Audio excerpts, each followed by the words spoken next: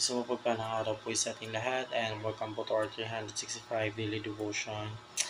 At ngayong araw po, ang pagtatalakayan po natin is patungkol po sa malalaman mo ba kung ikaw ay ligtas na? So, assurance of salvation. So, ang tatalakayan po ba natin ngayon is kung alam na po ba natin yung assurance po ng salvation po natin sa ating Panginoong Jesus Christ po.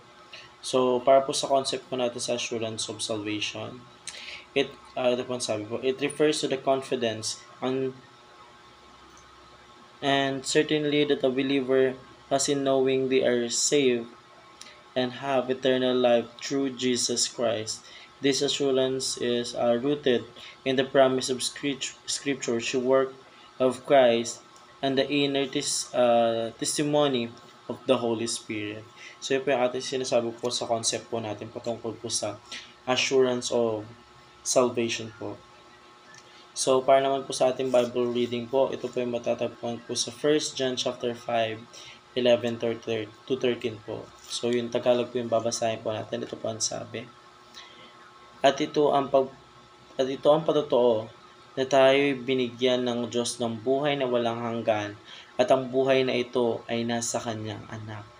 Ang kinaroroonan ng anak ay kinaroroonan ng buhay. Ang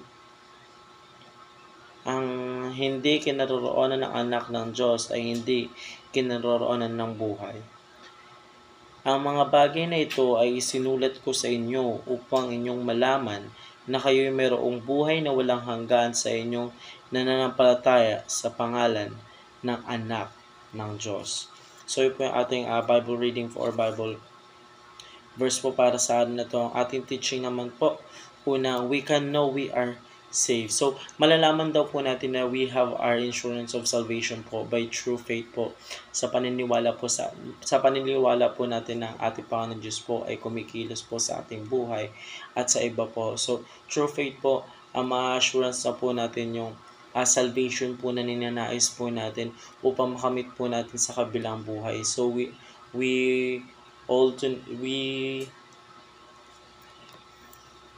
ang gagawin lang po talaga natin is faith po. So, pangalawang katarungan po, God's salvation cannot be lost. So, yung kapag tayo po mga Kristiyano is mahilig po talaga tayo manampalataya po sa ating Panginoon Diyos.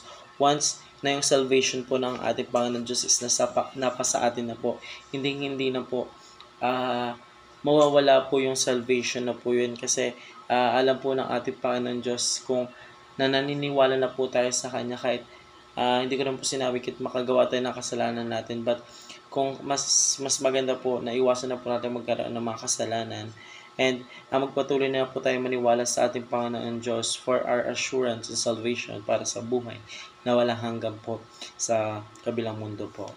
So, pangatlong katarungan po, the Spirit is the guarantee of our salvation. So, yung Spirit daw po natin is yun po yung guarantee natin ng ating salvation po natin. Kasi syempre po, once na namatay po tayo, ang ating spirit po ang kukunin po ng ating Panginoon Diyos papunta sa langit. Yung spirit po natin is makagkakaroon ng guarantee po ng salvation po sa piling po ng ating Panginoon Diyos.